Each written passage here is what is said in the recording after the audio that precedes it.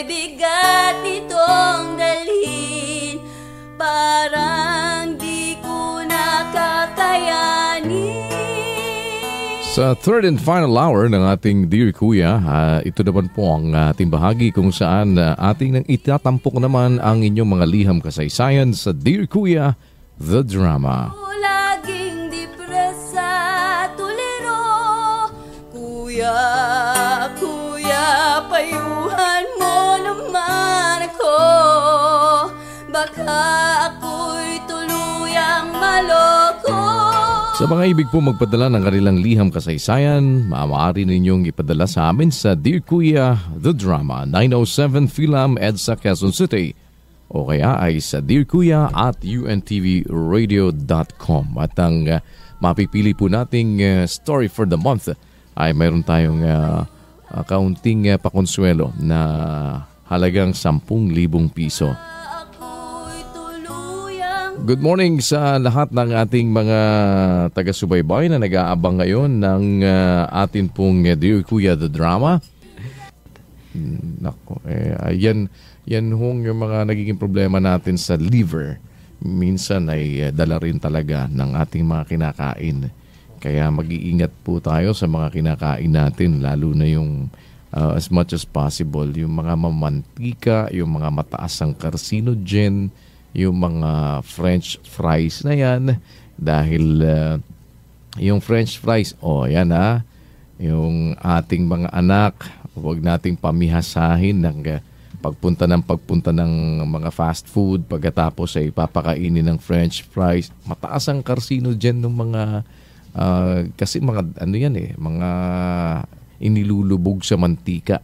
Pagkatapos yung mantika na yan, dire-diretsong ginagamit. Pagkalublob no isa, yun, matagal na ginagamit yan. Merong mga carcinogens yan. At as much as possible, iwasan na din. Once in a while siguro yung prito-prito. Pero if you can avoid yung sobrang laging taba, prito, pagkakakain, tapos yung mga taba ng baboy, ay nako. Mahirap po ngayon sa klase ng environment that we have, mas maganda pa rin pati yung ating kinakain maging metikuloso tayo at iwasan natin yung mga sari-saring mga junk foods, yung mga kinakain na yan na sobrang talaga namang pag nakita mo, umaawas ang mantika. Hindi ho maganda sa katawan yan. Sabi nga, mas maganda dagdagan nyo pagkain ng sariwang gulay. Kung magagawa ninyo na yung mga fresh, mas maganda yung magjujuice ka nga ng gulay, mas maganda At pagkakakain ka ng gulay, wag masyadong niluluto, yung tama lang. Kaya maganda yung mga bakura natin. Meron kayong maliit na paso, tanim kayo ng okra, tanim kayo ng talong, magtanim kayo ng siling labuyo, tanim kayo ng sitaw, yung mga pwedeng itanim sa backyard, pwedeng papaso-paso lang, tapos walang chemical. Pagka inani mo, organic ang dating, di ba? Makakatipid ka na, hindi ka pa malalapit sa kung ano-anong mga karamdaman at mas makakatulong pang magpalakas ng ating mga katawan. Ingat po tayo ngayon sa mga klase ng pagkain natin. Sa mga bata na ngayon naman ay nasa bahay at pagka nasa bahay hindi malaman kung ano mga paggagawin, ubod ng kukulit. Tignan ninyo din mga pinagpapapanood ng inyong mga anak. At yung mga laruan na kanilang mga binibili, ginagamit, baka masyadong mataas ang lead content. Yung mga bata po, mahilig yan magsususubo. Yung mga nahahawakan nila, isinusubo nila. Kaya yung mga laruan na mataas ang lead content na isinusubo-subo palagi ng mga bata, bantayan din po natin. Ang atin hong itatampok sa ating Dear Kuya, The Drama. Okay na ba tayo? Mga kaidsuungan at mga mag-aaral po natin sa radyo. Sa radyo. Mag-aaral natin sa La Verdad Christian College ang kasama natin. Sa Radyo La Verdad. Of course, may import si Isagani Cabrales. At si... Mamaya na natin ipakilala. Maganda role yan. May suspense. Para makita natin ngayon kung ano ang kanya namang magiging papel. Ang pag-uusapan natin, Teacher Jack, ay may kinalaman Sa custody po, kuya. yan, sa kustodiya. Ito yung yan kasi problema ng mga nagkakahiwalay. Ay, nako. Kaya kayo na naman ang haharapin ko, ha? Ay, nako. Ay, wag muna kayong mag-iisip ng kung ano-ano mga bagay. Mag-aral kayo mabuti. Alam nyo, isang magandang point sa buhay ng tao. Yung sinasabi ng 12:1 of Ecclesiastes, alalahanin mo ang mailalang sa'yo sa kaarawan ng iyong kabataan. So, habang bata tayo, ang isipin natin is unahin muna natin yung paano ba tayo makakapagsilbi sa Panginoon, paano tayo makakatulong sa kapwa-tao, kasi yung pagsisilbi din natin sa ating mga kapwa para sa ikabubuti nila, magiging bahagi din ng ating pagsisilbi sa Diyos. At pagka gusto ng Diyos na magkaroon tayo ng makakasama sa buhay, sabi ko nga sa inyo, ang Diyos naman ay good provider. Alam niya kung ano yung kailangan natin. Alam niya kung ano yung makakabuti para sa atin.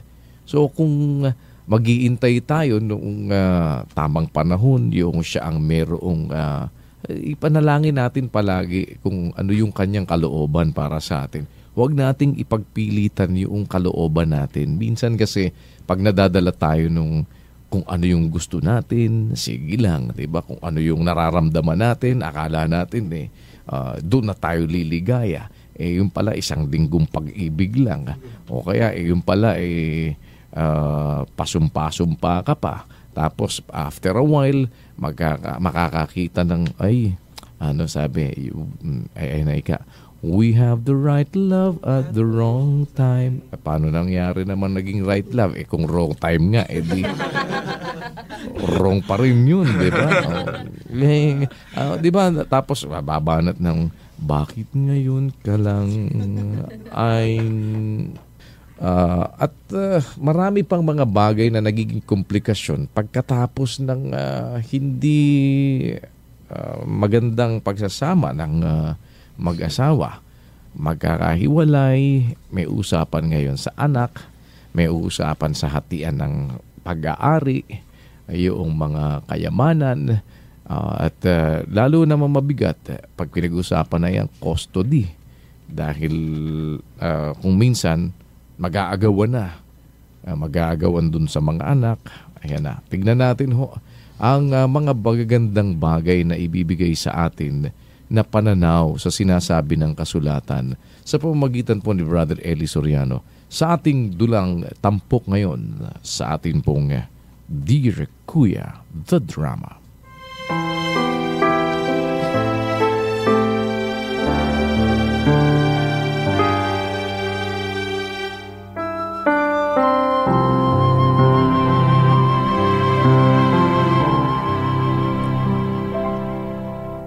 Dear Kuya, kahit mahirap ang mag-isa sa pagpapalaki sa dalawa kong anak, ay pinipilit ko pa rin silang mapalaki ng maayos. Hindi nag-workout ang aking relasyon sa una kong asawa dahil mas naging priority niya ang kanyang trabaho at karir kaysa sa pamilya.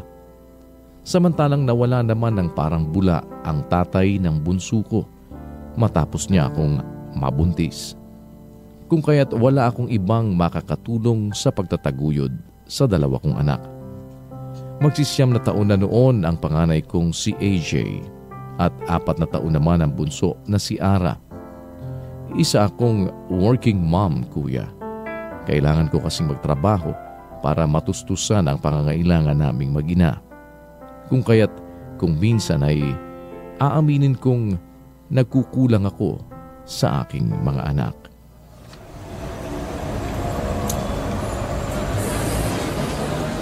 Guard, si AJ po. Kayo po pala, ma'am.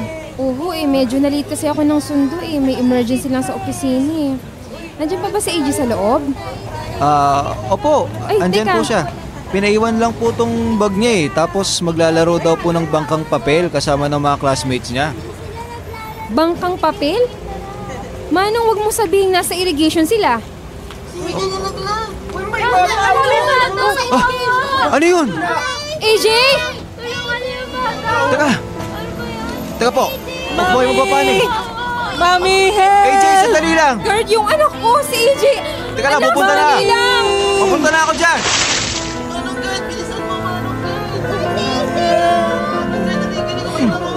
Dito na. Okay ka na.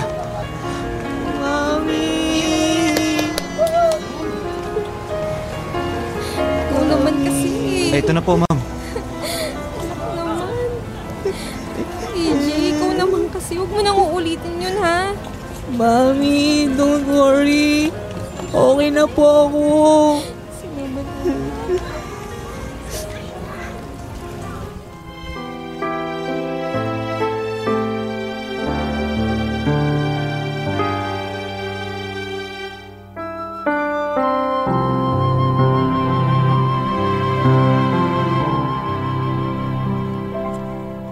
Kuya, madrama man kung pakikinggan, ay takot na akong maiwan at mawalang muli. Minsan na akong iniwan ng tatay ni AJ at hindi rin naman ako pinanagutan ng tatay ni Ara. Kaya naman ganoon na lamang ang takot ko na iwanan at mawala rin sa akin ang isa man lamang sa aking mga anak. Oh, ito na yung vitamins mo. Ow. Oh, water Tapos, sige na, magpahinga ka na.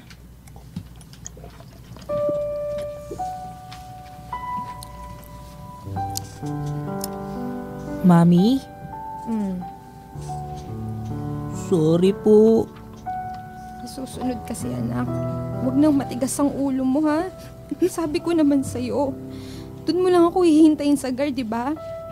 Ano nang gagawin ko kapag nawala ka sa akin? Sorry na po, Mami. Hindi na po mauulit. Sige na, anak, ha? Magpahinga ka na. Lalabas na si Mami, ha? May nakakalimutan po ata kayo, Mami. Oo nga pala. Hindi ka pala makakatulog nang hindi mo naririnig kumantang Mami. Sige na nga.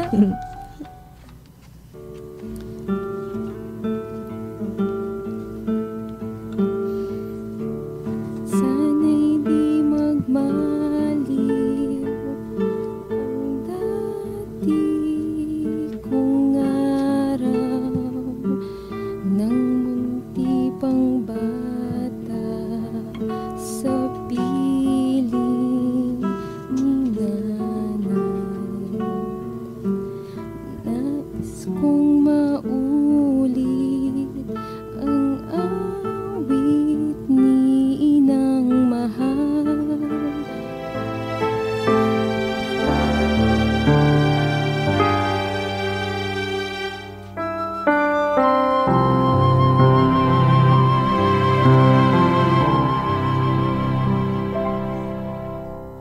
Madali namang kausap ang panganay kong si AJ, kuya. Lalo na at naiintindihan niya naman na para rin sa kanya ang mga bilin at payo ko. Matapos ang araw na yon ay wala nang nangyayaring hindi maganda sa aking mga anak. Tuloy na ulit ang normal naming buhay. Hanggang sa sumapit ang ikasyam na kaarawan ni AJ at dumating na ang araw na kinatatakutan ko. O, kakanta na natin si AJ, ha?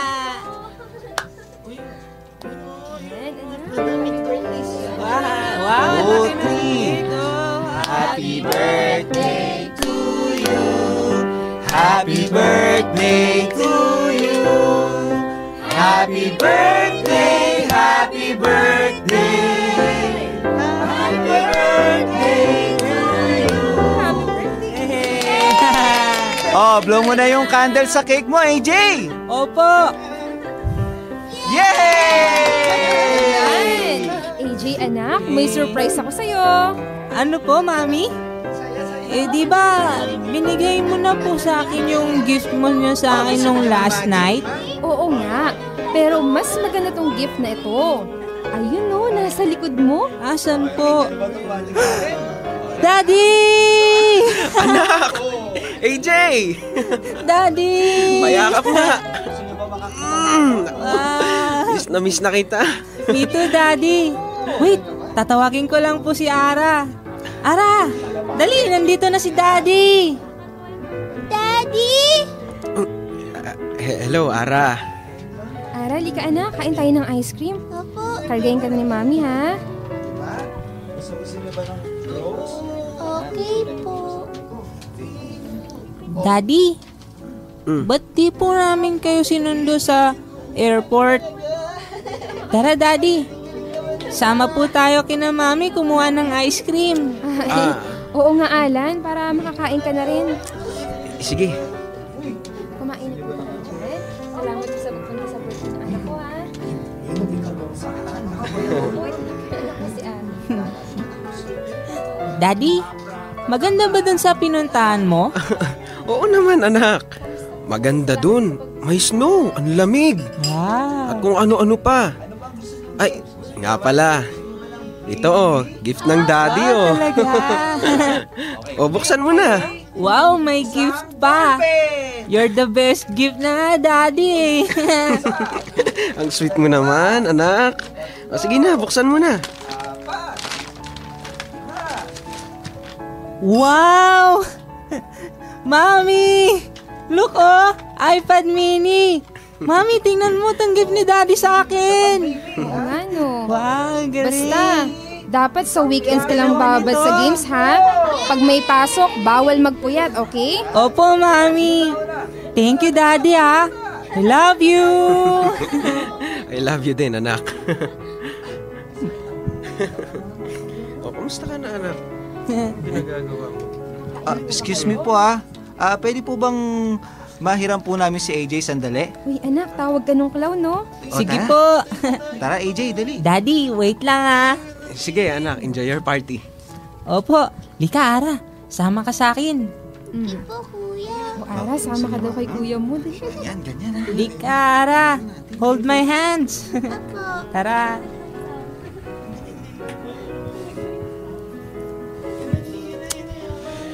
Close talaga sila, no? Oo. Ay, teka, kumain ka na ba? Kain ka kaya muna. O, sige. Kumusta pala sa Amerika? Kailan ang balik mo? Ito naman. Kararating ko lang, balik na agad ang tanong mo. Natanong ko lang naman. Well, hindi ko pa alam. Kasi... Excuse me po ulit. Pwede pong labas din po yung mga parents. May request po kasi si AJ Request? Opo. Sige. Kuya Boyoyong, ano ba ulit yung request ng birthday celebrant natin kanina? Oo nga, Kuya Popoy. Mabuti pa, itanong natin mismo sa birthday boy natin. Ano yun? AJ, ano yung request mo? I have not seen my dad kissed my mommy when he got here. Pero kung kinis na niya, pwede po umirit pa ng isa. Please, Hindi po ba natin pagbibigyan ng birthday celebrant natin? please, mommy. Daddy, please. Nakita mo ba yon, Kuya Popoy? Kinis at kicks! Yeah! Yay!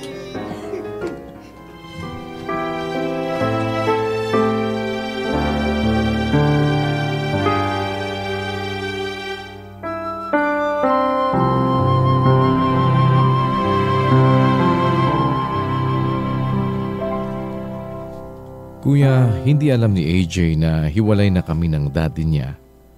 Ang alam lamang niya ay nagtatrabaho ito sa abroad at umuwi sa Pilipinas tuwing birthday niya hanggang summer vacation para makabanding siya.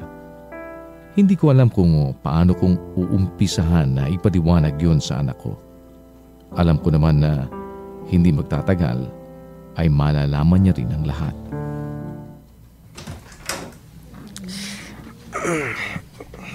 Pagod na to. Margie, pakiayos nga yung unan niya. Sige, ayan. Bawa mo na siya, Alan. Dahan-dahan lang ha, baka magising eh. Ayan, pakiayos na lang. Ito, oh. Ang laki na niya, no? Bigat-bigat na ng anak ko eh. Parang kailan lang. Oo nga. Alam mo ba nung last time na naipasyal mo siya sa Laguna, di na naubusan ng kwento yung anak mo. Paulit-ulit niyang sinasabi na mainit daw yung tubig sa pool. Hot spring pala yun. Na sumakay daw kayo sa carousel at roller coaster, sa swan, sa lag na nasa tubig. Pero pakiusap ko sana, Alan. Baka gusto mo ipasyal naman ng bata yung malapit lang dito sa Bulacan. Sa Subic. Marami rin naman pwedeng pasyalan dun eh, para di ko naman mamiss yung bata. No, Margie. This time, I'd like to bring AJ sa US. Ano? Ano pang sinasabi mo, Alan? Sandali lang ha. Kailangan ko palang tawagan sila mama. Kanina ko pa hindi masagot yung tawag niya eh. Sandali lang ha. Mag-usap tayo mamaya.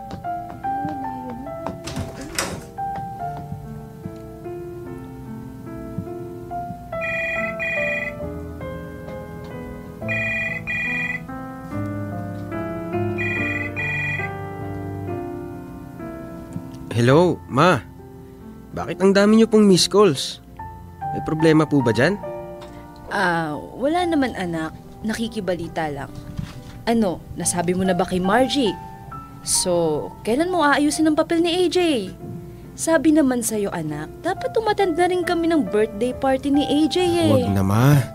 Mas okay na yung wala kayo rito. Mag-freak out si Margie pag wala sa timing ang pagsasabi natin sa kanya ng gusto nating mangyari. Wala pa po kaming napagkakasunduan eh. Pero nabanggit ko naman na po sa kanya. O siya, just make sure Alan, pagbalik natin sa US, kasama na natin ang bata. Sige na, Ma. Sige na po, ibababa ko na po ito. O sige.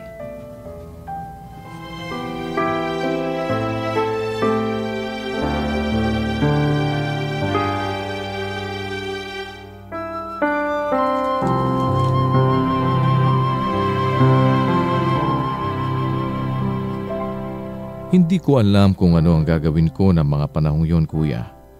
Parang gusto kong ilayo si AJ sa kanya. Parang gusto kong lumipat ng bahay at pagtaguan na lamang si Alan nang sabihin niya sa akin na plano niyang dalhin si AJ sa Amerika para magbakasyon. Hindi ko maiwasang isipin na baka hindi na niya ibalik sa akin ang bata. Gwen, well, this is a pleasant surprise. Daddy. Oh, buuin na natin tong robot na binili ko sa'yo bago dumating sila lola mo.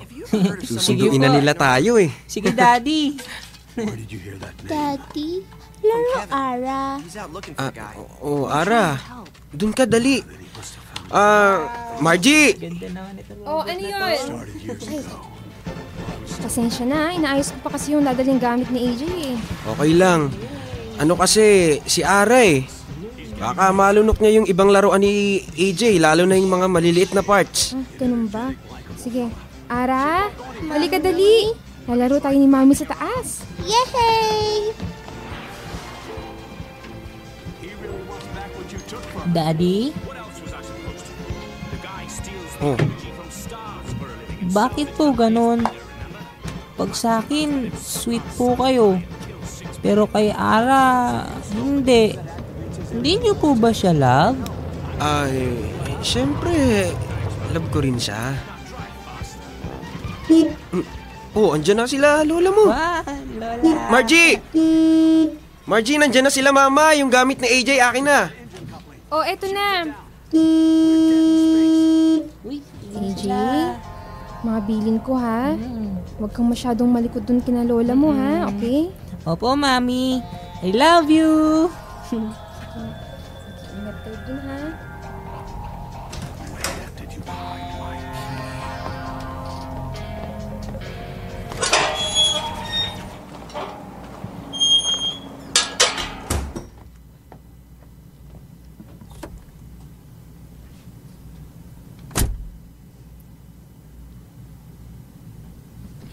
Aba, ang Lola. laki-laki na ng apo namin Big boy ka na. I miss you, Lola. I miss you too. Aba, ang sweet-sweet pa. Pahalik nga muna sa apo ko. Daddy, ba't hindi po natin kasama si Ara? Di po ba siya love ni Lola? Hindi naman kasi anak ni daddy mo si Ara. Kaya ikaw lang ang love namin, apo. ano ba? I'm sorry, anak.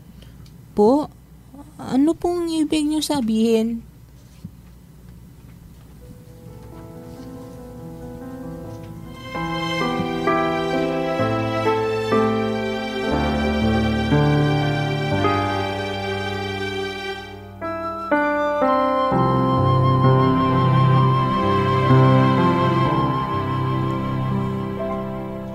Buong buhay ni AJ, ang alam niya ay masaya at kumpleto ang pamilya namin.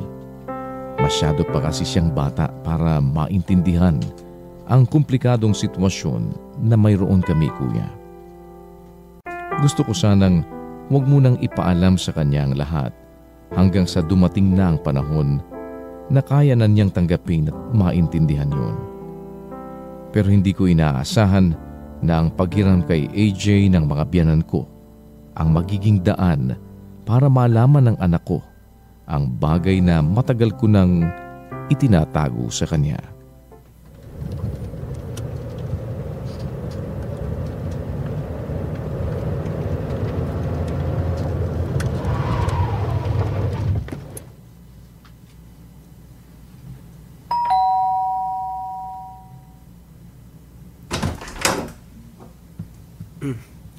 Next time ulit ha. Welcome home, anak! I miss you! Kiss mo na kay mami. Pasok na po ako. Antok na po ako eh. Anong nangyari dun? Baka pagod lang yung anak mo. Sige na, alis na kami. Baka gabihin pa kami. Sige. AJ? Ano nangyari? Bakit salubong yung kilay mo? Bakit ganun, Mami? Bakit hindi si Daddy ang daddy ni Ara? Ha? Sino nagsabi sa inyan, ha? Si Lola po. Bakit ganun? AJ, anak, both of you galing sa akin. Iisa lang ang mami nyo. Kaya kahit magkaiba kayo ng daddy, anak ko kayo. Ako ang mami nyo, okay? Magkapatid kayo. Balang araw, mas maiintindihan mo ang ibig kong sabihin. Basta, ang mas mahalaga ngayon, pareho kayong love ni mami, okay? Mami, sorry po. Stop crying na. Mami, Oh, baby ko. bakit iyak? Love na love kayo ni mami, ha?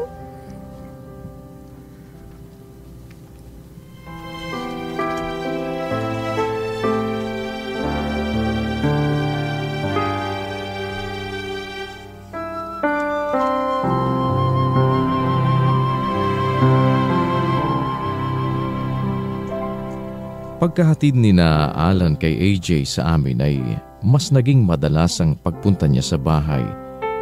Lagi niya rin kinukumusta ang bata. Nababahala ako nang muli niyang buksan ang tungkol sa pagbabakasyon ni AJ sa Amerika. Gusto na niyang asikasuhin ang mga kakailanganing papel sa lalong madaling panahon. Kaya naman kumonsulta na ako sa abogado para magtanong kung ano ang mga pwede kong gawin para hindi mailayo sa akin ang anak ko, kuya. Alam mo, Margie, since 9 years old na yung anak mo, pwede nang mag-petition ng asawa mo for custody. And make sure before sila umalis as protection for you as the mother, ay kailangan nyo munang magkaroon ng custody or visitation agreement with the father if you want to maintain yung primary custody ng bata. Kasi, Margie, kung hahayaan mong walang agreement, especially wala kang US visa, mahihirapan kang maghabol lalo na ang korte natin ay walang jurisdiction sa ibang bansa. Aside dun, attorney, meron pa ba akong pwedeng gawin? Meron ka pang recourse. Before kasi umalis ang isang bata papunta sa ibang bansa, kailangan yung permit from DSWD. And usually, kailangan ng consent nun from both parents, from you and Alan. Sige po, attorney. Pag-iisipan ko po kung ano yung gagawin ko. Sige ha. Puntahan mo lamang ako dito in case na nakapag-decide ka na ng gagawin mo. Okay po, salamat po. Sige. Mauna na po ako.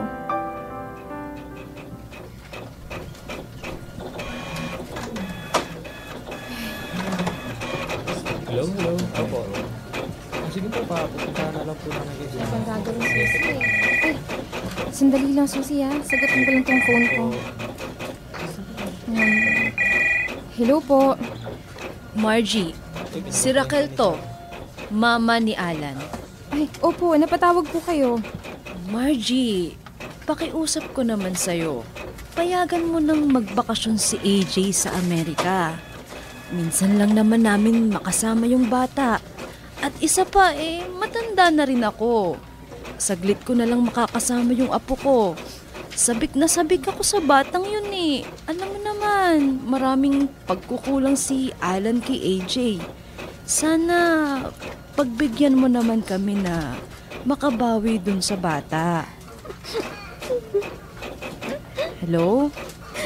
Hello, Margie? Nandiyan ka pa ba?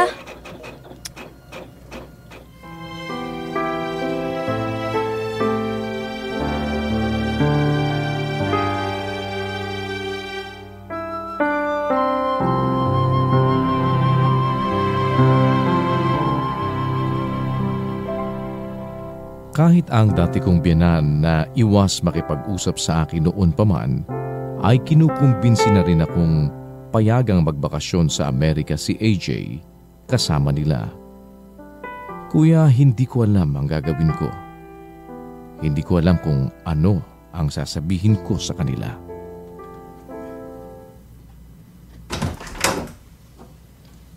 Eto na yung milk mo. Inumin mo na to ha, nang makatulog ka na, AJ ha? Okay po, Mami. Ay, Mami. May sinabi sa akin si Daddy. Ano yun? Sasama raw po niya ako sa Amerika. Ano? Pero sandali lang naman daw po yun. Tapos, uuwi agad ako. Payag ka? Maganda raw yung Disneyland dun eh. Anak, sasama ka sa Amerika? Sino pang maglalalabay sa'yo pag iniwan mo na si Mommy? Sino nang magluluto ng favorite mong pancake? At si Daddy mo, laging nag-work yun. Saka, malulungkot ang Mommy at si Ara pag iniwan mo. Kung Disneyland lang naman anak yung gusto mo, marami rin dito sa Philippines. Kasama pa si Ara, di ba? Mami, babalik pa naman kami ni Daddy. Kasi di ba, mag-aaral pa naman ako, saka big boy na ako. Tuloy na nga ako eh. Matapang na. Di naman po natatakot sumakay sa plane. Boy Scout ako, di ba? Hindi naman kasi ganun kadali yun, AJ eh. Siguro pag medyo lumaki-laki ka na, mas maiintindihan mo ako. Kaya ayaw kong mapalayo ka sa akin ha, anak?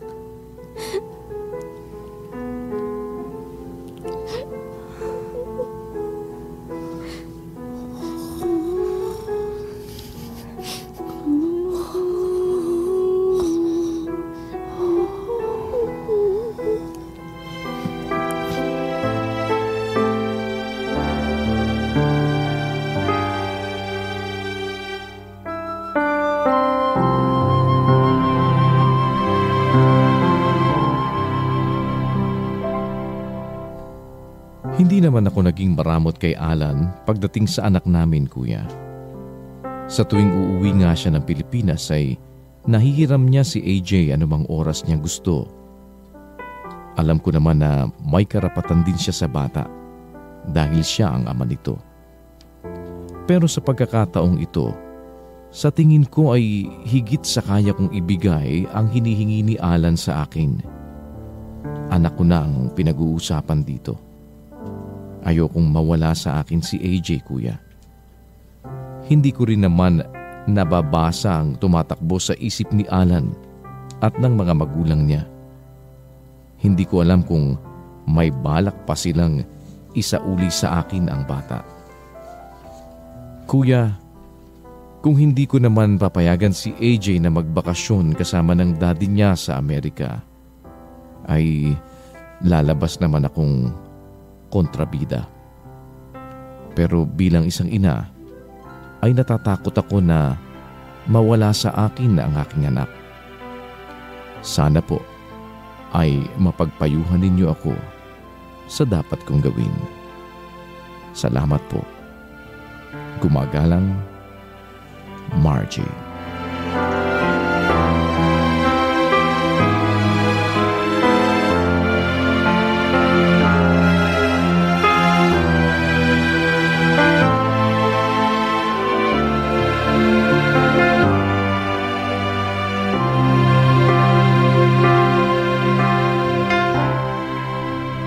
At sa pagkakataong ito naman, atin naman pong pakinggan kung ano ang pananaw na maaaring makuha natin mula po sa mga katuwiran sa kasulatang kinasihan ng Diyos sa pamamagitan po ni Brother Eli Soriano, ang ating resource person. Para sa iyo, Margie, meron ka na agad problema sa iyong asawa kasi on the first place sa iyong kasaysayan, annulled ka na sa iyong asawa, ang inyong kasal. Meaning meron kayong points ng hindi pagkakaunawaan. At hindi imposible na meron pa kayong darating na hindi pagkakaunawaan. Sana naintindihan mo ang ibig ko sabihin. The mere fact na nag-annul kayo ng marriage, meron kayong hindi pinagkasunduan. So, hindi kayo yung tipong maunawain sa isa't isa. Hindi ko alam kung sino sa inyo yung hindi maunawain. Kasi kung maunawain, kung ba may diferensya, pag maunawain ng isa, nasisettle yun. Nasosolve yung hindi pagkakaunawaan. The mere fact nag-annul kayo, ibig sabihin, meron na kayong punto na talagang may disagreement kayo na irreparable. Kaya nag-annul kayo. Ito ngayon ang punto na itinatanong mo sa amin na papayagan mo ba yung anak mo na dalhin ng asawa mo sa Amerika para magbakasyon. Naiipit ka ngayon sa sitwasyon na pag hindi mo pinayagan yung iyong anak, matatanim sa isip ng anak mo, kontrabida ka sa kanya. Pag pinayagan mo naman yung anak mo magbakasyon kasama ng asawa mo, another possibility may happen na hindi na isoli ng iyong asawa ang iyong anak sa iyo. At iyong anak mo ay lalaki. At kung yung anak mo lalaki, he can very well be acquainted with your husband, your former husband. Bakit? Pareho silang lalaki. Alam mo, siyempre, ang gender sometimes counts. Yung lalaki, madaling nakakasundo niya yung anak niya, lalaki rin. Kasi parehong lalaki, nagkakaintindihan yun. Ang feel mo, maaaring magkaroon ng katotohanan na hindi na ibalik sa'yo. Maaaring samantalang nasa Amerika, makatikim ng magandang buhay yung anak mo, maginhawa kaysa sa Pilipinas. Kasi karanasan ko na yan. Mga kakilala ko napunta sa Amerika, ayaw na umuwi sa Pinas eh. Uuwi man sandali lang, ibabalik ko ulit doon eh. Para bang merong magnet na nanghihila sa kanila para doon sila sa Amerika. Ako lang yata ang napunta ng Amerika, parang ayoko nang bumalik eh. Kasi maraming mga kalayawan doon. Yung mga kabataan, mawiwili talaga sa Amerika kasi may freedom doon eh, sa kabataan eh. Hindi mo kayang madisiplina ang kabataan doon na gaya ng kabataan sa Pilipinas. Minsan, pwede mong paluin yung anak mo doon pag pinalo mo yung anak mo. Pag tumawag sa 9/11 yata, baka makulong ka eh.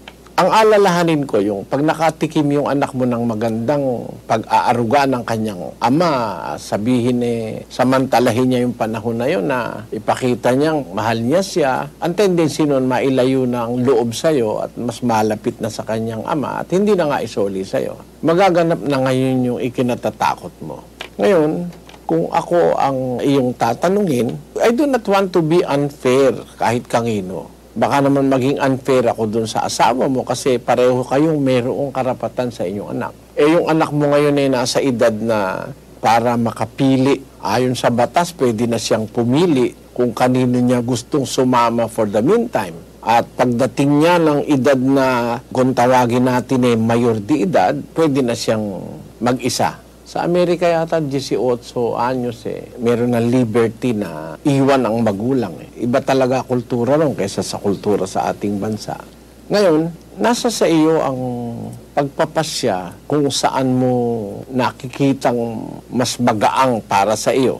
Kasi kung halimbawa sa isang banda ay parang maging kontrabida ka sa kanya, pwede mo namang ipakitang later on na kaya hindi kita pinayagan sumama sa papa mo o sa tatay mo dahil ayokong malayo ka sa akin. Maybe later on, ma-realize ng anak mo na yung dahilan na yun, hindi para kontrahin mo ang gusto niya, kundi dahil mahal mo siya. Later, maaaring ma-realize na anak mo. Kesa doon sa later, ikaw ang maka-realize na nagkamali ka pala nang pasamahin mo yung anak mo sa iyong asawa dahil hindi na ibabalik sa iyo.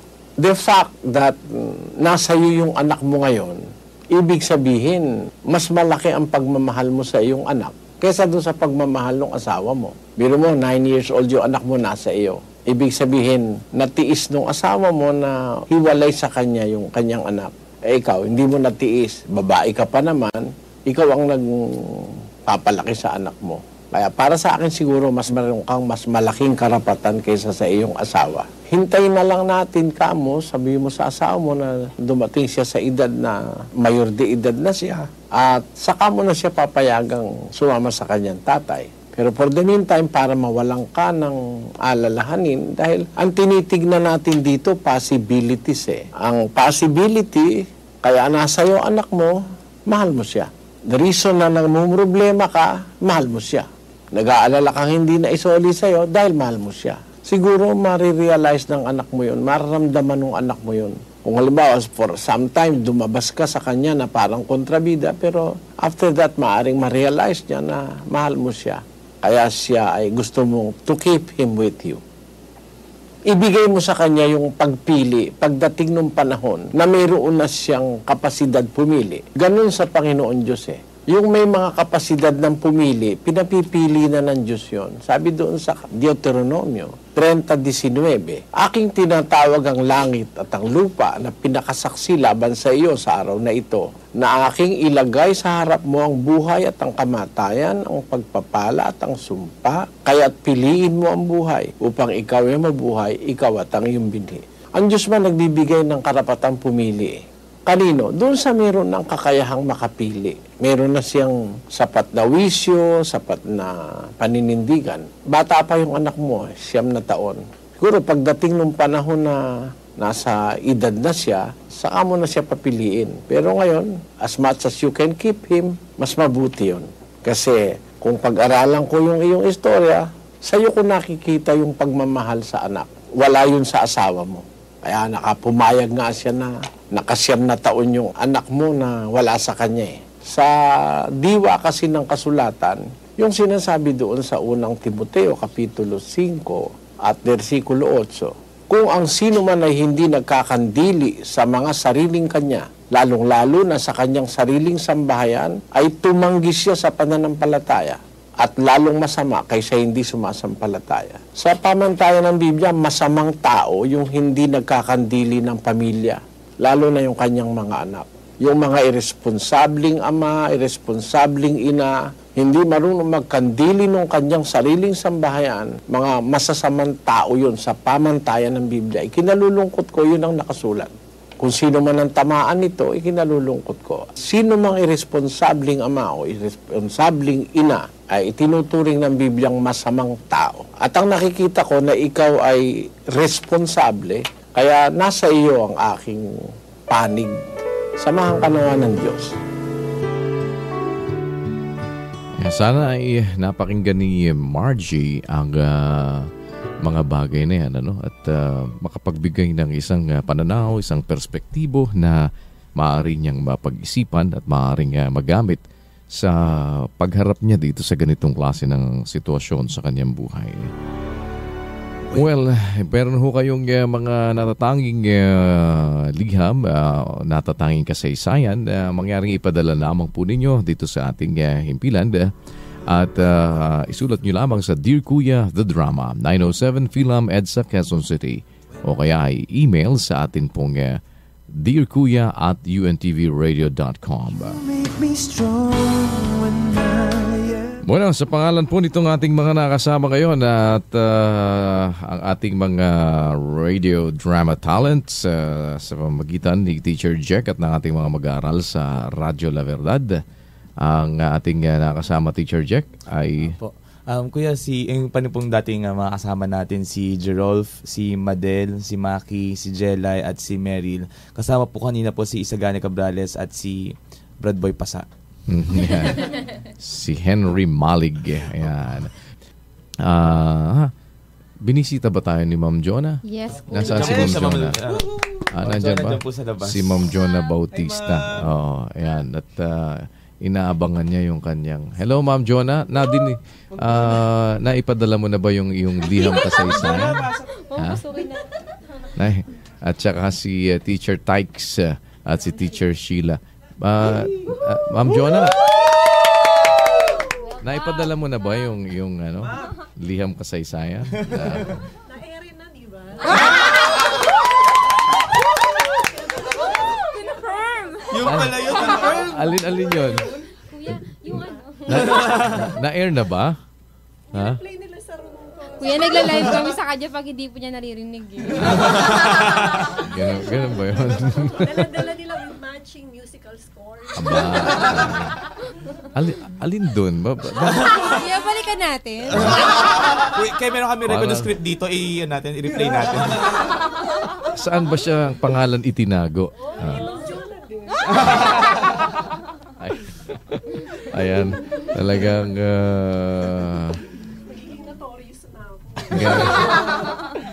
well, yun hong mga nagpapadala sa atin ng liham. Nakakatuwang isipin naman na sa iba't ibang from different walks of life at merong mga nagpapadala din sa atin ng liham kahit na sabihin pa na sila galing sa malayo.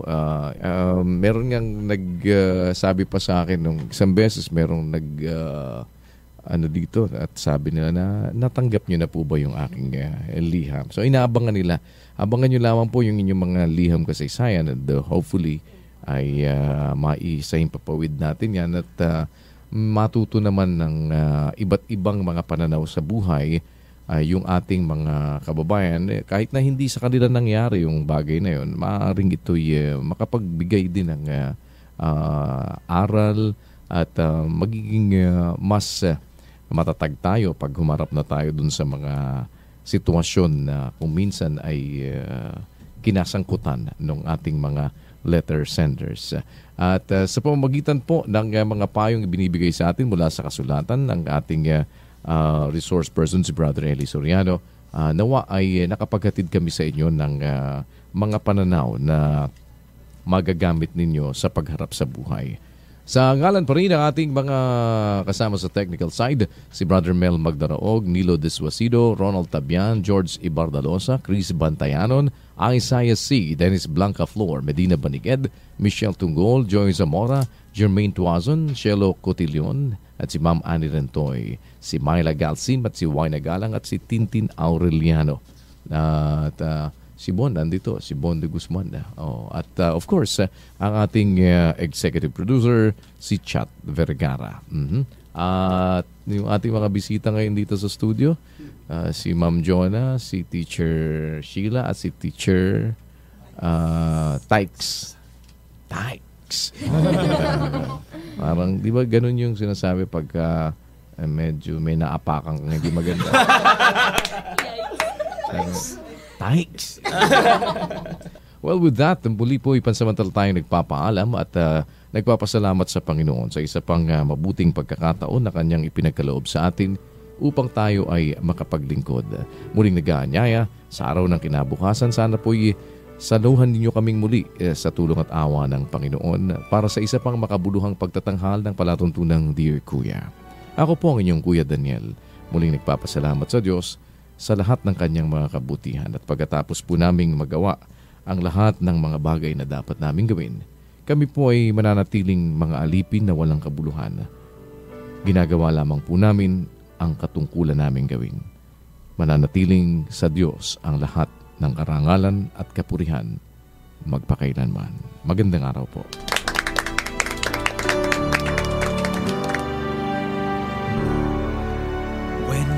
I'm sad, you make me smile. When I am down, you lift me high.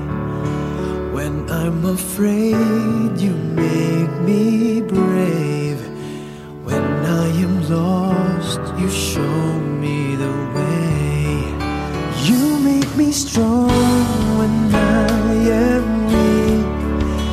You make me better when I feel sick. You give me everything I need. You give me reasons to believe. You are my refuge in times of trouble. You are my joy in times of sorrow. You are the way, the path I follow. You are my song, you're the song I sing. You make me strong when I am weak. You make me better when I feel sick. You give me everything I need. You give me reason